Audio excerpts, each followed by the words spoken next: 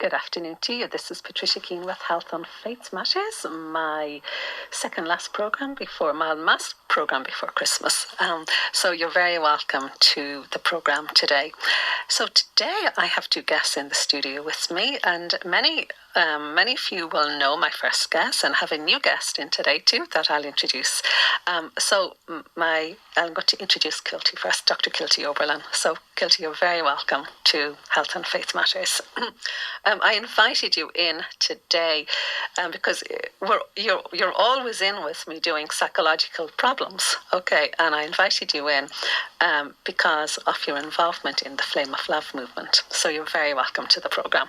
Thank you very much, Patricia. But I will be asking you a couple of psychological problems today, a couple of psychological questions, particularly around Christmas, and I want to come to that, and we'll build them into the Flame of Love, and because I know that some people are dreading Christmas, and we'll talk about that throughout the program and why it's very difficult for them. So we will get to there. And then Joe, you're very welcome, Joe Sheehan. Joe, you've travelled up from Mallow, so you're very welcome. You must have left Mallow the early hours of the morning to get to Dublin on Christmas week, so you made it really well. Thank you very much for coming in. And Joe, you are the treasurer of the Flame of Love movement in Ireland. So what I want to cover in this program, and if you have any questions, please get them into us. If you have any questions, sorry, I need to give you the number for you to send the questions in. So it's 089 467 2000, and you can get them in by text or by WhatsApp, and then by phone it's 01 4123 456. So in this program, I want to cover the Flame of Love movement, what it is, where it began. You were on with me with John O'Sullivan, 19 months ago, I would think it was, at this stage, May of last year. It was the beginning of May, when John was over in Ireland. And John was over, he came over because that was when we were officially launched. That's correct, yes. And so that was in 22. May of 22. Yeah, which was last year. That's right. Yeah. Not great with numbers, everyone. But we also, the whole time has just gone by so quickly that it's so hard to actually, and in a week's time we'll be thinking, oh, now we've got to think of last year, 2023. Kielty, tell me about Elizabeth Kindelmann and how the Flame of Love movement began and where it began. It began in communist Hungary. It began in communist Hungary. What year? In 19... I'm trying to read Joe's lips. What is that, Joe? 1962. 62, I think. And she received, our Lord and our Blessed Mother spoke to her.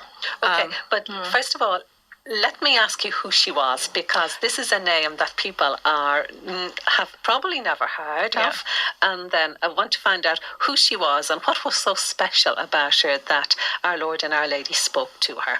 So what was so special about her is that she was a mother. And perhaps that there was nothing really special about her. You know, they chose a woman who had a very, very difficult life. She was the youngest of 13 children. All of the children above her, prior to her, were in a set of twins, and she was the only survivor. She lost both of her parents and then all of her siblings. So she was an orphan at a very young age. Wow, my goodness. And she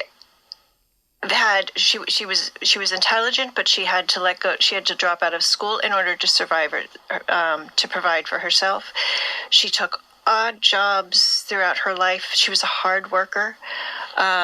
And then she was of her faith. Did she have an opportunity to get some education, basic education? She got basic education, yes. And, but it wasn't the education bit. And that's when I say there was nothing special, it was that, you know, she was intelligent but didn't have the degrees. She was, you know, it's those perks, those added bits that we tend to, in today's day and age, kind of admire, emulate.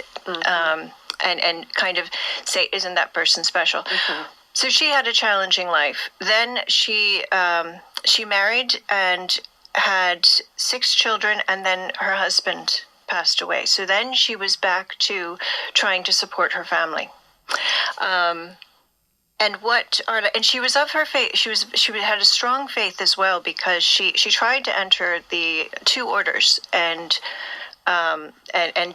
she. I remember reading about one of the women that said saying that this isn't for you, because she was being prepared. Everything was about preparing her for the flame of love. No. To receive the flame of love. And, we keep shortening the name, but it's the flame of love of the Immaculate Heart of Mary. Okay. And that's the important bit. Yes, the Immaculate Heart of Mary. But it is a mouthful, so, for Did Jesus give her the name? Did Jesus give her the name, as in saying, this is what I wanted to be called? The flame of love of the Immaculate Heart of Mary. Our Lady requested the flame of love. It's a means to provide us with graces, and it's a gift to all of us, because the flame of love is Jesus himself. It's that union with Jesus, and then by uniting with Jesus, we're not able to sin, or Satan is blind. That's why people say Satan is blinded. But is it also the purification of the heart? It purifies the heart. Yes. It helps people. The graces that we desire more and more of that relationship, that union with Jesus. But I'm moving off kilter with regard to her story. Yes. So she had a very challenging life, and her children became of age. She had a bit more time. She had, and she became a lay Carmelite. That's the other bit about her. When she wasn't accepted to become a nun, consecrated, she became a lay Carmelite. But life was so challenging to survive, to provide for her children, that there was this dry period within her, and this is documented in the bio section of the diary. And I recommend people to get the diary. It's so beautiful and so rich. And the bio section in the beginning, what I'm saying, you'll find it all in there. But she had this dry period, and even was kind of pulling away from her faith, in maybe not wanting to attend Mass. One of the stories is that she really didn't want to go to Mass, and one of the kids actually was like, well, why don't you go? And, it's time to go. So there's a little bit of a grace to get her out the door. But she went through this dry period. And in a sense, that also, too, was part of her purification, that she continued to show up and prepare her. You've got to understand what a dry period is when somebody else is talking about it. A dry period where she is not feeling that love, feeling that excitement of wanting to pray, feeling the feel-good aspect to pray. But doing it anyway. And in a way, that's what that's what Jesus is calling us. It's wonderful. It's a gift when we have that desire and we feel. It makes it so easy. Yeah. Jo, where did you come across the flame of love, and when, and what attracted you to it? It's not as if I was attracted to it. I just, as it were, almost ended up in it. So it was during lockdown. I was part of a WhatsApp group called the 32 County Prayer Group, where we pray for certain intentions for every county every day. And in that, there was a mention one day of one of the members of that group, Paul Oglesby, was going to start an online encyclical called The Flame of Love. Yes. Now, The Flame of Love meant nothing to me. I'd never heard of it. But during lockdown and during not having access to people to pray with, I said, well, I'd love to be part of a group that gets together, because the 32 county was great, but you're effectively praying your own, the prayers allocated for a particular day. So the opportunity to be in the cynical, to pray with others at that time the idea was wonderful. And when I tuned in the first day, I said, wow, I'm out of my depth here. And what I mean by that is the depth of the prayer of the people in there. They weren't just saying prayers. They were living the prayer. You could hear it in their voices. You could hear the depth of what they were saying. Yes. The love they had for Our Lady, the love they had for Jesus in the Blessed Sacrament. And then the prayers that they were saying themselves, they were all we could want, we'll say. There was scripture in there, there was adoration, the rosary, and meditation on the wounds, St. Michael the Archangel, St. Joseph, all of them. But there were two particular prayers that were said on the cenacle. One is the prayer to receive the flame of love. And we have a little prayer booklet that we issued. It's in our second edition now. But at the back of that, the prayer cenacle, there is the prayer to receive the flame of love. And if you have time to read it, it's the most wonderful piece of catechesis, I think. It tracks through the rosary and kind of tracks the gospel stories that are already through the rosary. And then the hook, we'll say, was the unity prayer. Yes. That's the one that really got me. And after that, then I began to learn a bit about Elizabeth, began to pick up on the diary. And the diary wasn't one that kind of grabbed me straight away. You know, I would have had a great love of St. Faustina and the Divine Mercy. But it took a while to grow on me, because really at first you're thinking, oh, Jesus is being very strict on Elizabeth here, because he's asked her to suffer more and offer her sufferings in union with his sufferings. And it takes a while to get over that barrier, you know. But once you give it the time and take your time with it, it's wonderful.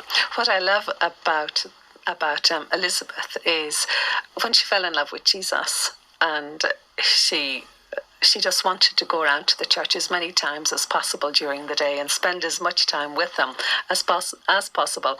And I suppose for a lot of people, it takes a long time to fall in love with Jesus. It's a very special grace when people begin to feel that love of Jesus in their heart and their desire to want to be with them. It's not about having to go. It's about, okay, when can I next get 5 minutes to get out to spend time with Jesus again? I remember reading in it how he said, I'm lonely, come and spend time with me. And it's that enormous faith, it's that deep belief that Jesus is in the tabernacle, that Jesus is there in the Blessed Sacrament, that you go to spend time with them.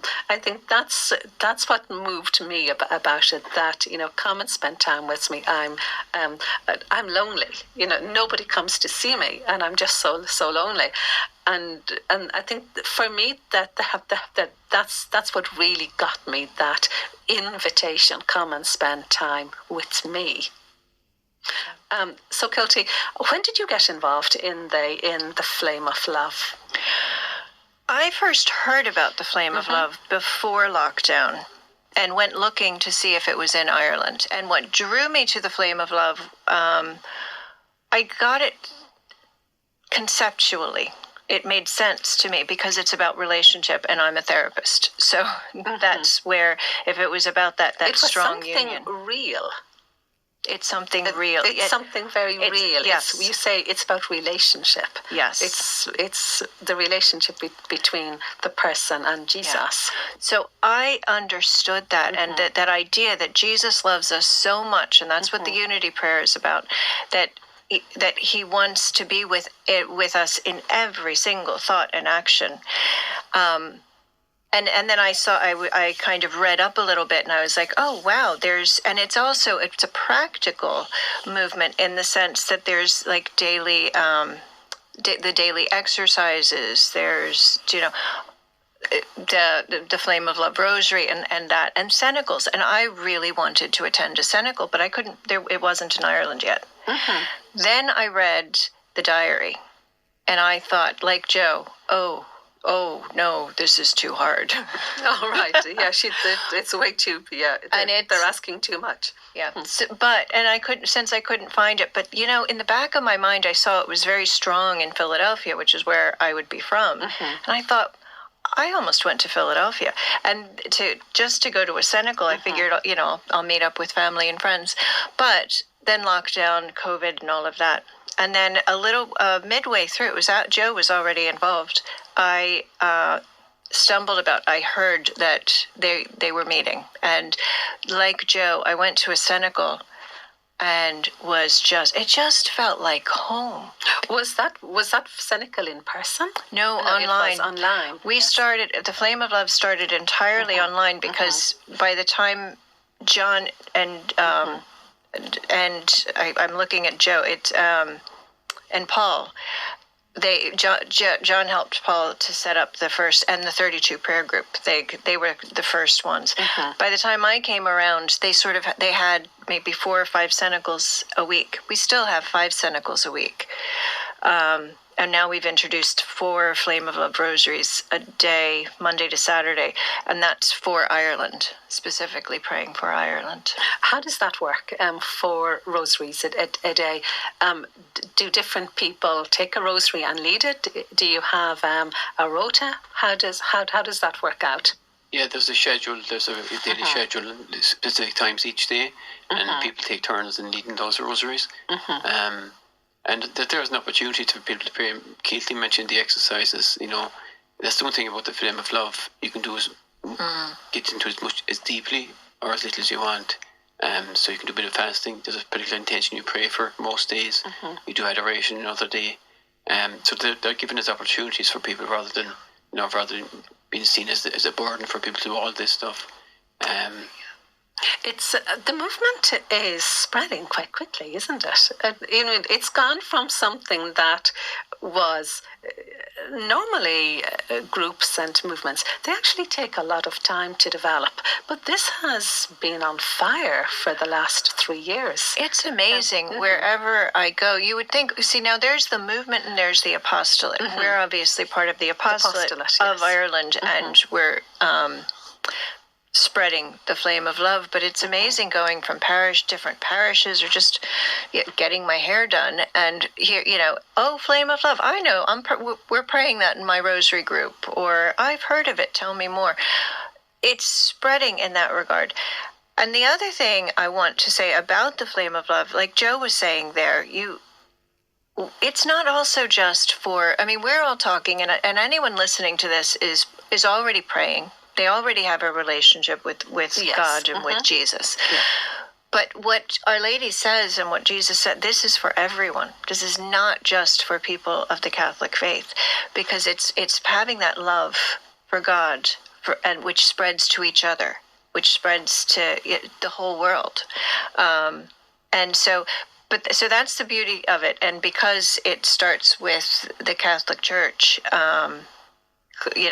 that's why we're spreading it mostly through the Catholic Church, but remembering we're not ignoring, we are called to love everyone and respect and take care of everyone. Joe, has it changed your life? And if so, in what way? What it's done is, I suppose, if I go back a step maybe, so around the same time as I got involved with the Flame of Love, I started praying the morning prayer with Radio Maria. Oh, yes. And I'm on with Father Jamie on a Tuesday morning.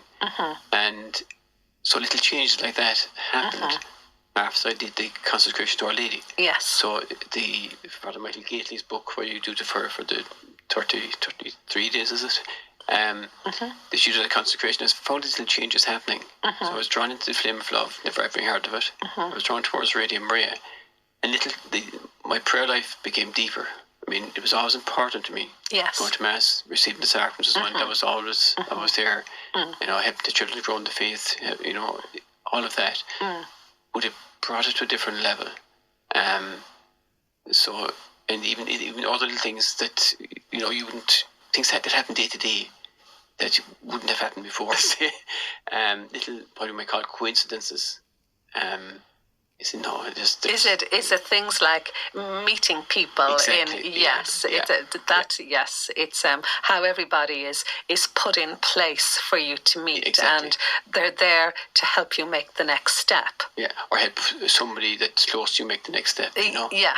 I think that's one of the fascinating things is that as you grow closer to Jesus, that He knows we're always being told that he knows all of our needs. But how we relate to him as you get closer to him it changes. It's different. You speak to him as somebody that you love so much. Somebody that your heart is so open to, and knowing that his heart is so open to us and taking us on that next step to holiness. And it's how the events manifest around that, which is really, it's very joyful. There's a lot of great joy in it when you experience it. I find that it makes life so much easier. And I know that I've had many conversations with you, Kielty, about that. And it's a couple of years ago when you said to me, I've just fallen so much in love with Jesus. And it was so wonderful to hear. It was a lovely, lovely thing to hear, that how your heart had fallen so much in love with Jesus. And I think it's a movement where these graces are, where it's a fountain of, but other people will say, but aren't they available everywhere else? What do you say to that when people say that to you?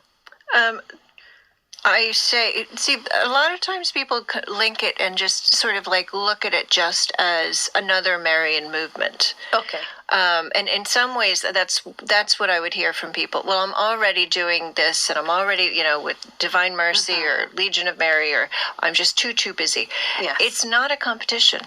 It's but the flame of love is there. It's sort of it runs alongside or underneath, because it is about the relationship with Jesus, and it is a means to even further deepen that relationship, or to like we were saying, actually help others come closer to Jesus. So I come right back and I say it's not a competition, but that's our human mind. That's the way we understand things, is sort of either or, and try to put things in a box. But the flame of love can't really be in a box. Jesus can't be put in a box, Yeah.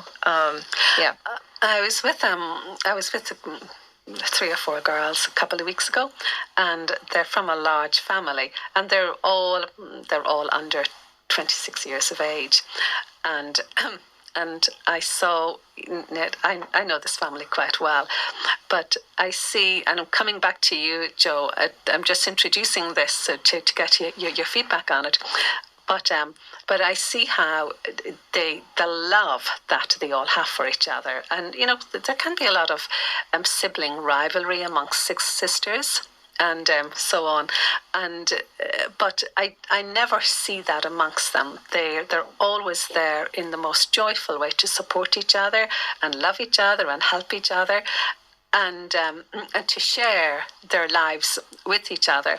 And I was talking to them about it, and they said, well, it wasn't always like that. Yeah, it wasn't always like that. And I said, so when did it change? And it changed when we brought the rosary in, when we began praying the rosary at night time. It began when we started to sing hymns as children together. And that's when, it was our home opened up to grace when we began praying the rosary as a family. Now there's a lot of children in this family, but the older ones have now given it all to the little ones, and it's very, very beautiful to see. So Joe, you're looking at me there smiling and nodding your head and saying yes. So tell me what's going on in your head. What came to mind was when I go to confession, I sometimes go to the Dominicans in Cork. Yes. And sometimes the penance I get is, and it sounds easy in the face of it, but it's not so easy, to sit in front of the tabernacle and consider for 5 minutes how much Jesus loves you. Yes. And then he explained that by saying, at the Last Supper, Jesus washed the disciples' feet and asked them to do unto others as I have done unto you. And that's what he asks us to do, is to take the dove he has given us and pass it on to others. And as he was saying that, I said, that's the flame of love. That's how it's supposed to work. The flame spreads. The flame spreads. And even when we receive Jesus in Holy Communion, and we receive the light of Christ, it permeates us. And if you think about it, if everybody who received Holy Communion, in the rest disposition, came out and to spread that light, the darkness is dispelled, and that's the idea of the flame of love. Sorry, go ahead, Kielty. And one of the quotes that I love, and we say it, that Our Lady wants to save. What is the exact quote, Joe? Now I can't remember. Unite scattered families. The family is so prior, and that's why she chose that. That's why Elizabeth Kindelmann was chosen, and that's why they waited until she had not ever, because she said you're never done with your motherly duties, but that she had more time. That her first mission, her first duty was to be there for her children. So the flame of love is very much all about that uniting the family, and protecting the family. And we even have, like, one of the days, Thursdays is encouraged to make reparation with the family, that all of the family together. Did you see a change come in your family?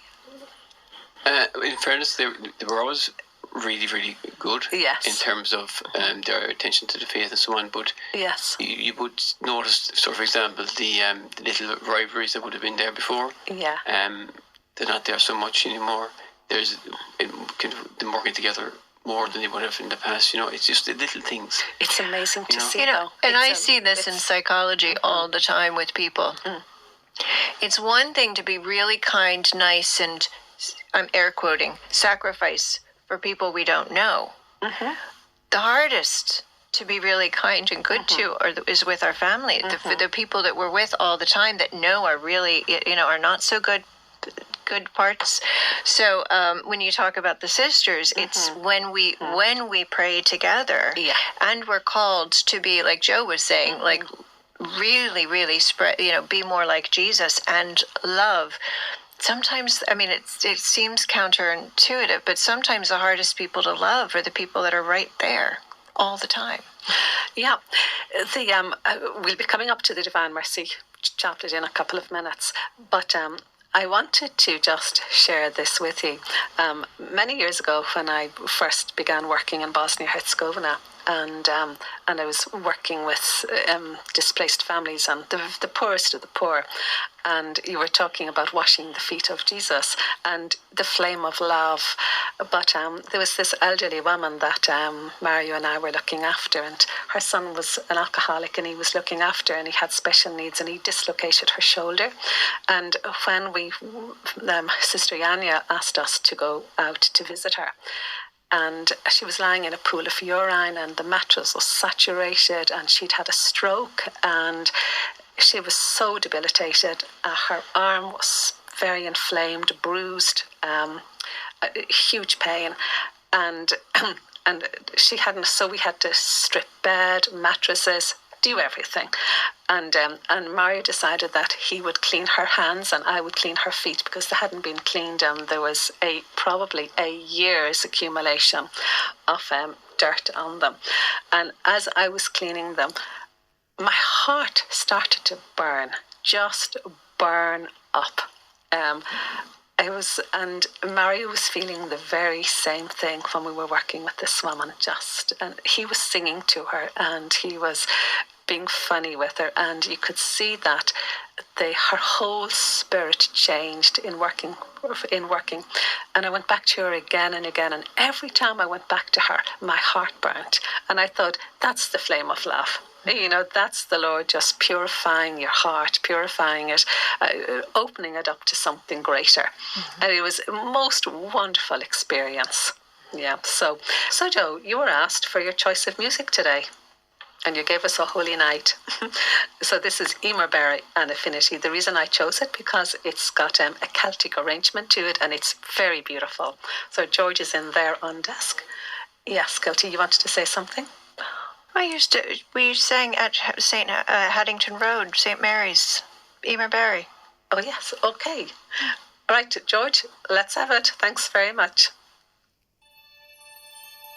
O holy night, stars are brightly shining. It is the night of the dear Saviour's birth. Long lay the world in sin and error pining, till he appeared and the soul felt its worth. A thrill of hope, the weary world rejoices, for yonder breaks a new and glorious morn. On goodness, oh, hail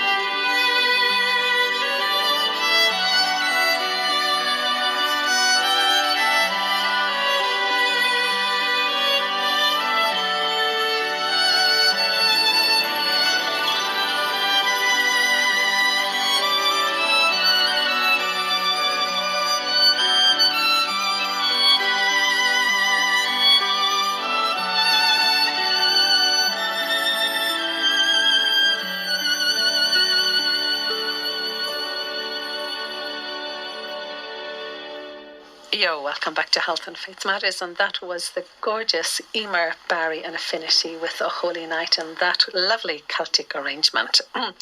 So I have Joe Sheehan and Kielty Oberlin from the Flame of Love movement in the studio with me today, and we're discussing the Flame of Love movement in Ireland and around the world, what it is and where it originated and how to become involved in it. And we're going to just move through the remainder of their programme with them some details about it towards the end of this segment. But Kielty, when I introduced the programme to begin with, I was talking to you. I was just telling the listener that I was going to ask you about Christmas. Okay, and we can incorporate the Flame of Love into this and how it can help people, because I learned this a long time ago, that and it really helped me to understand something about Christmas. Of course, I understand what Christmas is about, but a friend shared something with me that she had received in prayer, and it was about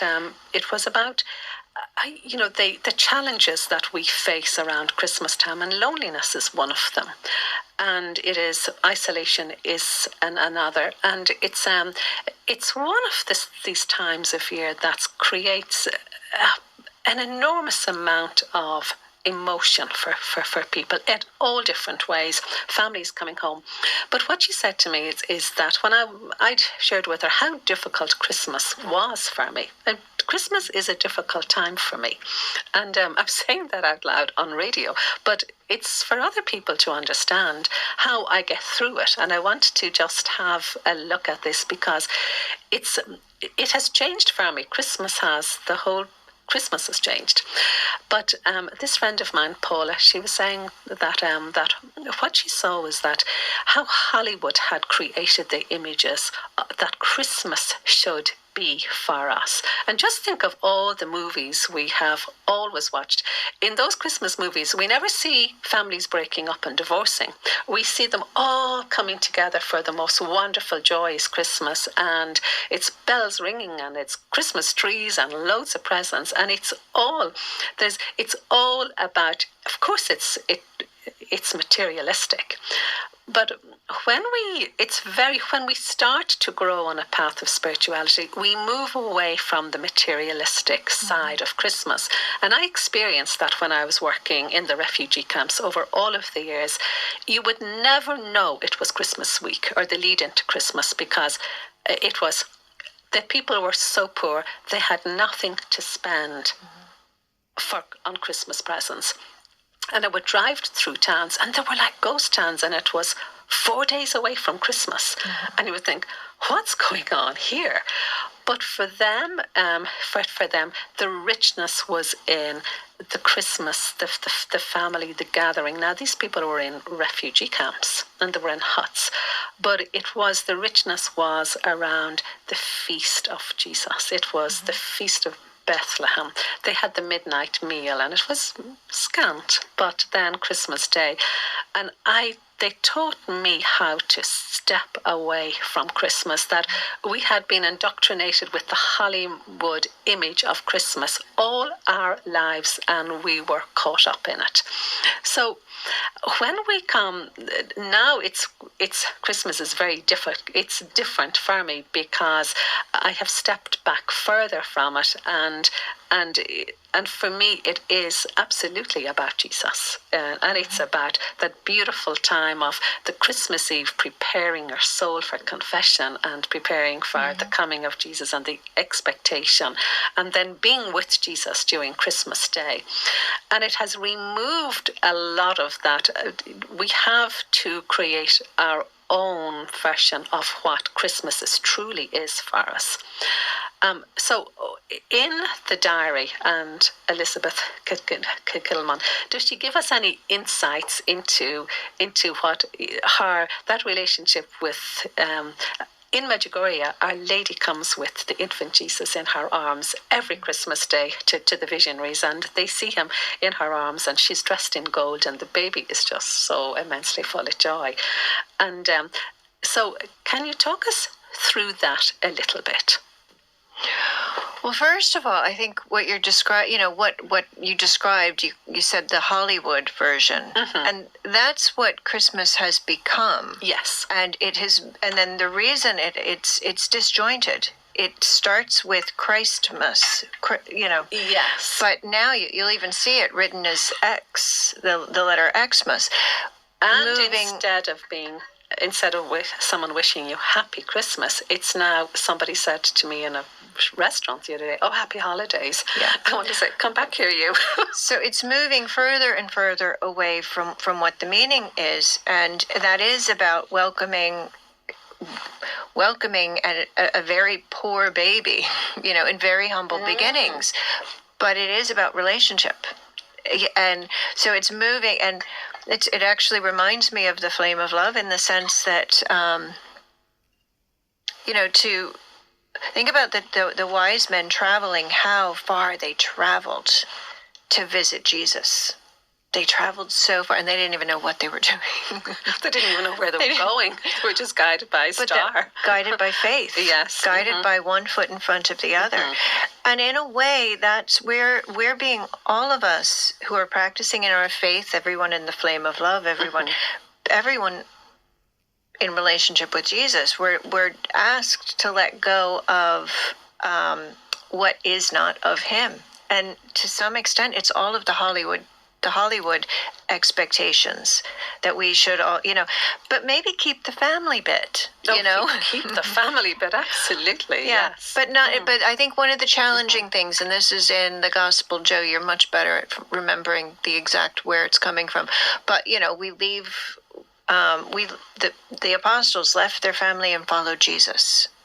Where there are times like if our family is not, and we can't ask them. It's very difficult in this society to kind of say no presents and be the party pooper, because actually people will turn against Jesus. They'll say, "Oh, it's that Jesus bit," that part of them. They're the holy person, But so we're all in a very difficult. I mean, I say this for myself too. It's being in that difficult place of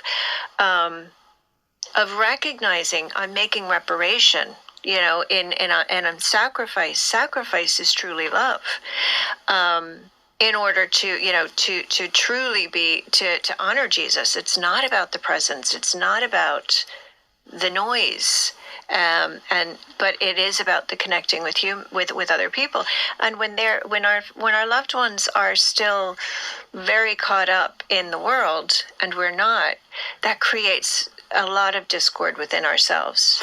People say to me how disconcerting it is and how dispiriting it is that they're trumping around stores and shops looking for presents for people that have everything. And they've said to me, I just have a resentment to it. I have a resentment to doing it because it's so difficult. It takes up so much of my time.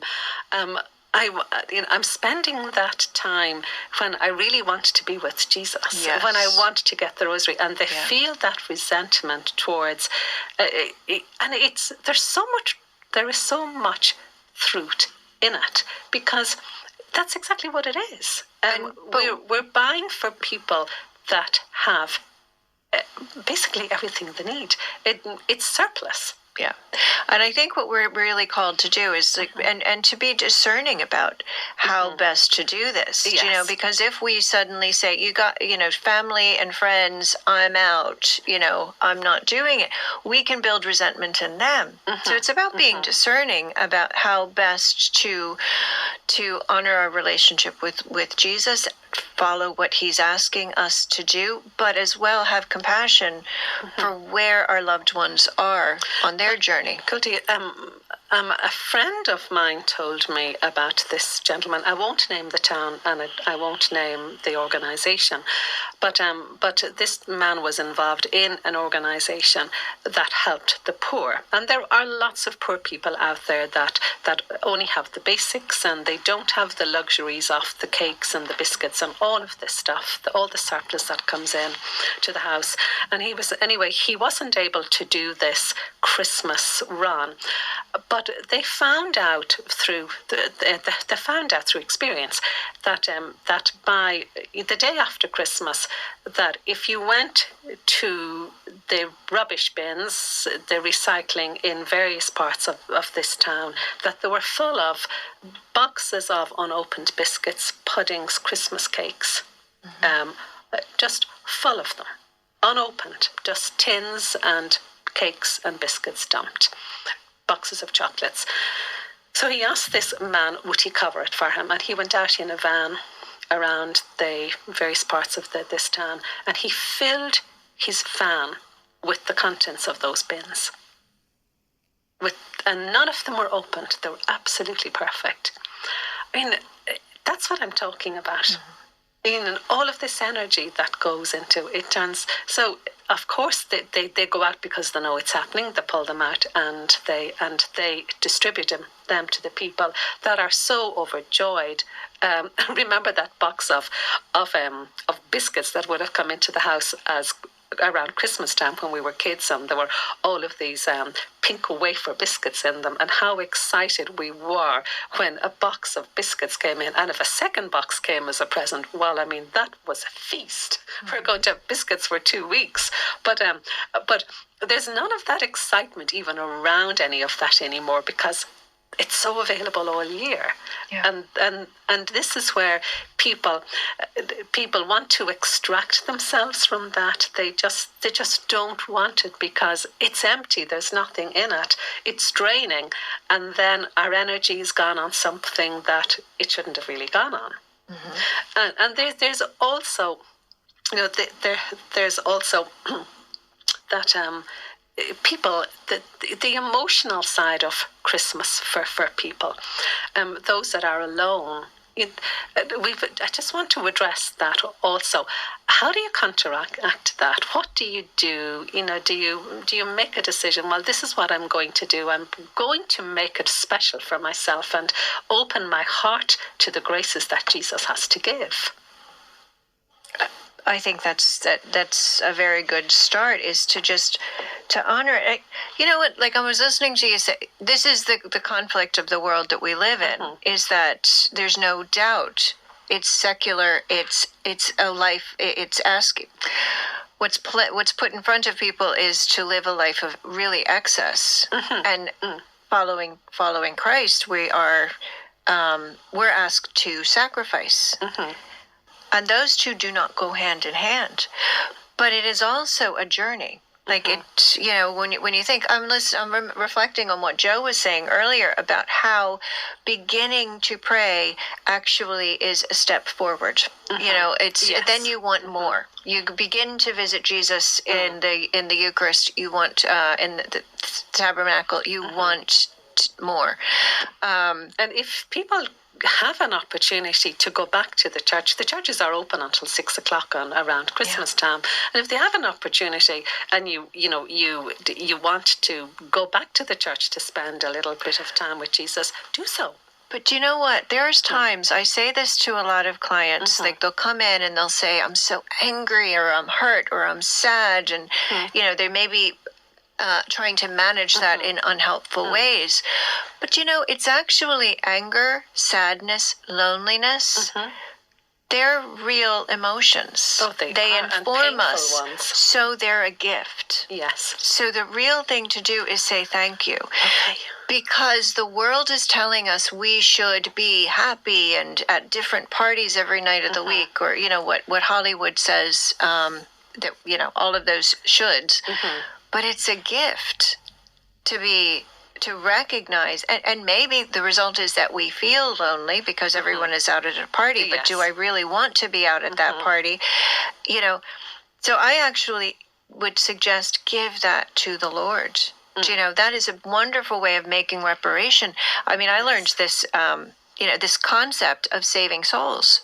That's a pain that we can actually offer to the Lord and draw closer to Him. Kielty, if people want to find out more about the Flame of Love and how they can get involved and where they can get involved. Well, might give the information. Our website, our Irish website is www.flameoflove.ie, and we can be reached at info@flameoflove.ie.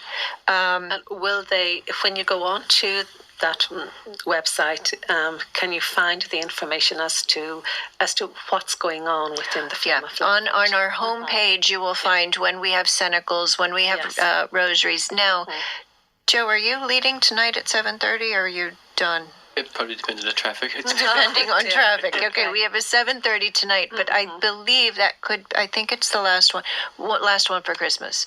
Then the other bit is, but get in touch with us.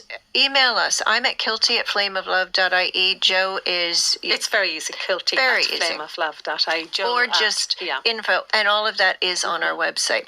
The other thing I really want to say to people is that we are traveling. We have a Flame of Love pilgrim statue. She is next year. She'll be going around the country. If your prayer group, if your parish. Now we are also very much about obedience, and so if you would like to set up a cenacle, have a Flame of Love discussion, contact us. We're happy to come to your parish or to your prayer group and talk about the Flame of Love. info@flameoflove.ie. Well, I'm coming to the last few seconds of this program. So, Joe, thank you very much for driving up from Cork to be with us. Much appreciated. Kielty, thank you for coming in. And you'll be back with us in the new year, please God, to talk about a series that will be coming up somewhere, but we'll give you more information about that. So I want to wish you all a very blessed, holy, and a happy Christmas. And I will be talking to you on St. Stephen's Day. Bye for now. God bless.